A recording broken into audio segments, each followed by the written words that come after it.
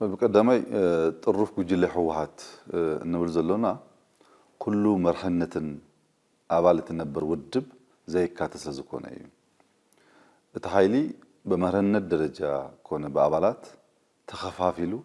ካብ ህዝቢ ንበይኑ ተነጺሉ ተሪፉ እዩ ህዝብ ትግራይ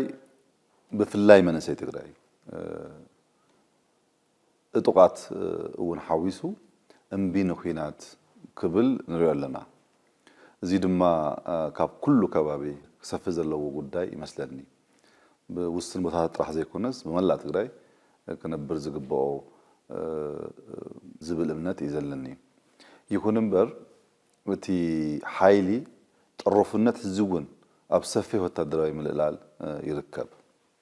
እቲ ኣዝዩ ዝስከፍ ጉዳይ ድማ ብቅሉዕ ምጽረ ኢትዮጵያ ዝኾኑ ኃይልታት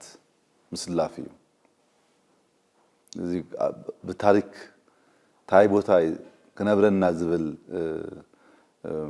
ምልከታ ዘይብሉ እዩ ዝመስለኒ ኣብ አባላቱን ህዝብን ዝነበሮ ተስፋ እና ተዳኸመ መስመጸ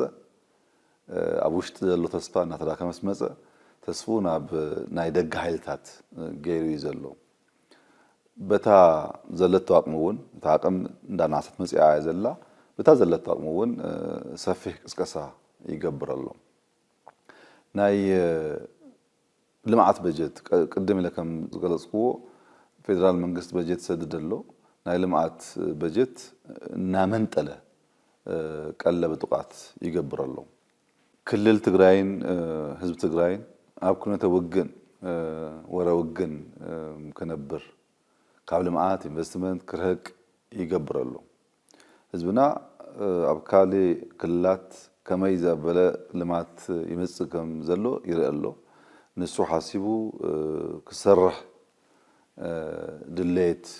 በህዝብና እንተሎ እንኳ በወገን ተጥሩፍ ኃይል ግን ኩሉ ሻ ኩነተ ወግ ወራ ወግ ጥራሕ ክዝረብ ተገምጋም ይኩን መግለጽ ይኩን መርገጽ ይኩን ሁሉ ነገር ኩነተ ወግን ወራ ወግ ነው ኮይኑ ዘሎ እዚ ጥራሕ ግን አይኮነን ወርቅን ካልኦት ማዕድናት ትግራይ እና መዝመዘ መግዝ አጽዋር ይግብረሉ እዚ ኃይል እዚ ምስቶም ጨና ለማዓት ዘይፈልጡ ግዳማውያን ኃይልታት ወዛህዘህ ይብለሎ ካብ ምርጫ ቦርድ ተሰሪዘ ተፈናቀልቲና መረበቶም አይተመለሱን ዝብል በዓሉ ዝፈጠሮም ጸገማት ከም ሰበብ ተጠቂሙ ወገ ይቀስቅሰሉ ናተይ መርገጺ ካብ ቃላት ሓሊፉ ናብ ወታደራዊ ምንትንካፍ እንታአትዩ ግና ከም ቀደም መስለክን ወህጅ ወስደክን ጥራይ ክብል ዝክእል ወገንና በፍጹም ብስሩሕ ኣብ ትግራይ ዝጅመር ውግ ከም ዘይሎ ከረጋግጽ ደሊ ኣብ ትግራይ ዳግም ውግ ናይ መጅማር ድሌት ይኩን ፈተና ይኩን ሐሳብ ከም ዘይብልና ህዝብና ክፈልጥ ኣለዎ ያኔልና ክቡር ቀዳማይ ሚኒስተር تينا وشتي لنبرة خناتات هذه واقعنا لنا هذه قطعنا ناي منجست الشعبية كنقتل منجست الشعبية حلفون واناون كناتات تجري زلوا مرقصي انتهي يمثل سرعة الشعبية جزءات هجرنا آتيو أو استفعل عليه نايتك يسرح حتى وإذا ما بدلات يفتصم هاي يسرح كم زله استفعل عليه مخنيات يجلسيو